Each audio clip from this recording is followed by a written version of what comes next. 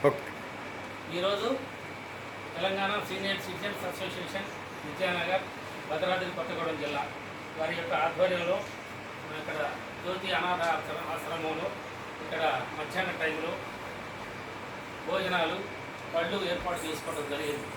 ఇది మనకి గత కొన్ని సంవత్సరాలుగా ప్రతి నెల 11వ తారీఖు అంటేనే మోరంపూడి తులసమ్మ గారు గుర్తొస్తారు.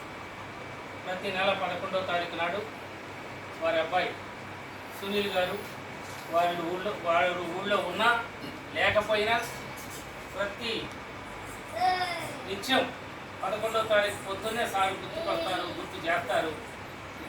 ఎన్ని పనులు ఉన్నప్పటికీ కూడా వారు ఇక్కడ ఉన్నా ఇలా ఏంటంటే శ్రమకి ఇలా కొత్తగూడెంలో ఉండటం జరిగింది. వారు లేకపోతే అన్ని టైంలో ఉండరు.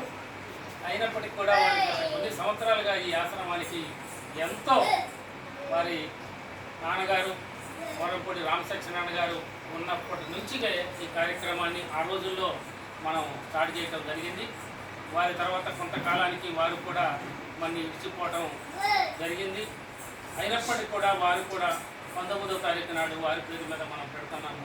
ఏంటంటే వాళ్ళు ఏదో చిన్న ఇంట్లో కార్యక్రమం చేసుకోకుండా ఇక్కడ ఉన్నటువంటి 30 మంది వృద్ధులకి ఒక పూట మంచి భోజనం అందించడం అనేది చాలా గొప్ప విషయంగా మేమందరం మా అసోసియేషన్ ద్వారా ఎంతో గొప్పగా గర్వంగా చెప్పుకుంటున్నాం.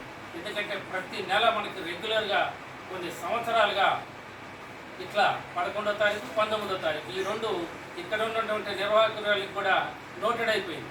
మనం ఎప్పుడైనా ఏదైనా పనిలో ఉండి మర్చిపోయినప్పుడు కూడా ఆమె గుర్తు చేయటం సార్ హెల్త్ గారు చెప్పటం జరుగుతూ ఉన్నది.